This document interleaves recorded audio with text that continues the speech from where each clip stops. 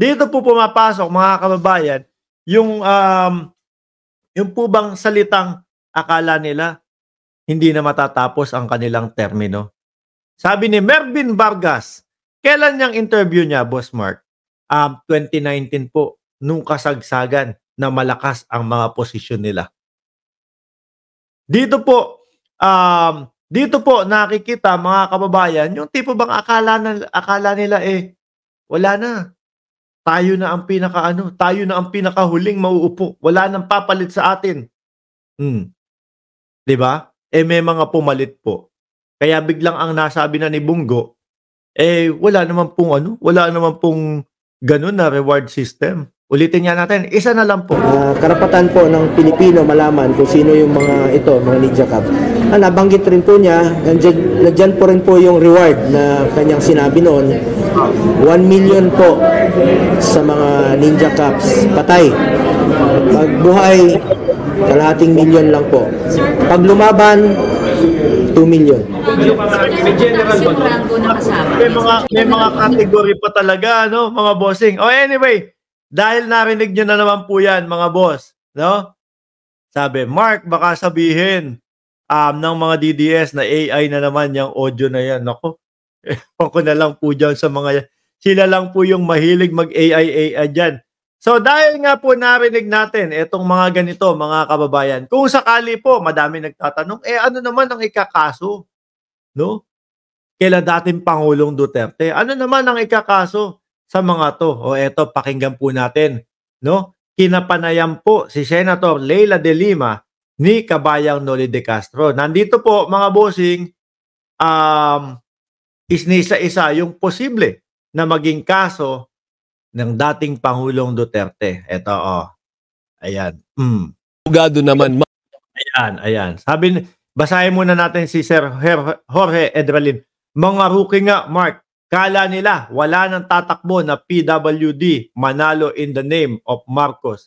Kala nila they are God and would remain in the seat forever. Yun nga po yung sabi ni Antonio Trillanes na dating senador. Diba? Pag nagpalit ang administrasyon, iba na ang ikakanta mo, Kerwin Espinosa. Sabi ni Sir Archie Beroya, totoo yan, ginawa nila noon. Ayan ang ebidensya. Game, ano kaya yung mga magiging kaso? Eto. So, kung ma-establish natin, kala ko si Kabayan.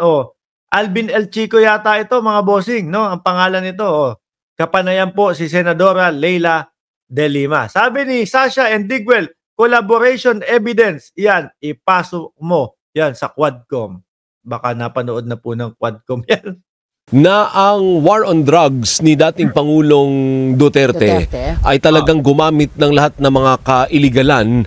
Anong pwede niyong ikaso sa dating Pangulo? Ayan na. Di ba? Mag-isip. Mga DDS, alam ko nandiyan kayo, no? Magparamdam kayo. Magparamdam kayo. Para alam namin na safe kayo at ligtas kayo. Dahil yung mga naririnig mo, Diyos ko, Bongo. Siguro, galit na sila kay Bongo. Bakit mo sinabi yun? Tapos makakarinig naman kayo, ito, yung mga magiging kaso, ng dating Pangulong Duterte. Nako. Ngayon, anong pwede mo ikaso kay dating Pangulong Duterte? Yun ang stance niya. Yun ang programa ko. Ang kampanya ko talagang war on drugs. Wala na siya immunity ngayon. Wala siya immunity ngayon. So anong dapat ikaso sa kanya kung meron man? Okay, unang-una, nandyan nga yung ongoing investigation sa ICC. At ang pinaka-krimen doon na tinitingnan ng ICC is the crime of crimes against humanity. Mic check. Murder as murder? Ano pa? Crimes against humanity. Okay.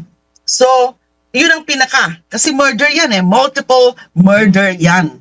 Sa batas natin, katulad din yan dun sa mga pinaplano naming kaso na nakukulangan pa kami sa magiging basehan sa revised penal code.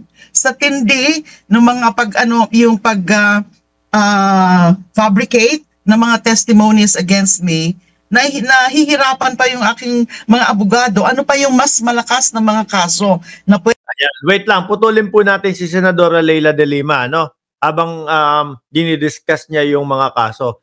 Meron lang tayong sasagutin si Ma'am Corazon Cruz. Sabi, sariling pera ba nila Bongo ang ginagamit na pangbayad sa mga pulis? Sabi po nung mga ilang mga mambabatas, ang tinitingnan po nila na mukhang ginamit po yung intelligence fund at confidential fund. Bakit daw po? Lumobo 2017, 18, 19, kung di ako nagkakamali, lahat yun 2.5 billion. Tapos yung bago matapos ang termino, naging 4.5 billion. Dun nila nakikita na baka doon kumuha ng pambayad, no? Galing po sa tax ng taong bayan, kaya kayo nagbabayad kayo ng tax, damay kayo. Joke lang. Sila naman nagdesisyon nun, tayo nagtatax lang di ba? Sila lang yun. pwedeng i-file sa kanila except or more than the offenses of perjury, subornation of perjury, grave coercion. Ganun din sa pwedeng kaso against the former president. Multiple murder, syempre nandyan yan. At iba pa, yung coercion. Sa yung violation ng the law dun sa international humanitarian law, IHL. Meron tayong version yan, domestic version of the IHL law. Nandun din yung crimes against humanity. Opo. Pero ma'am, batay lang sa ating Sa law, atin, sa ating konstitusyon. multiple murder ba yan? Yun nga, yun yung sinasabi ni Sasha and Digwell, multiple murder. Diba? Sabi ni Christine, Salenga, new subscriber, nakinood lang sa GF ko. Aba, tabi pa kayo dyan. Kiss nga muna! Kiss nyo muna. Tuloy. Nasaan na? Ganun bang kasong multiple Ewan ko, murder? hindi ko alam. O anong pwede mong ikaso sa kanya now na lumalabas yung mga revelations? Ano ang pwede mong ikaso sa dating Pangulo? Yan. Yun na nga po, yung sinasabi ko kanina, kailangan busisiin ng gusto yung ating mga batas. Tingnan natin alin dyan ang mga pwede.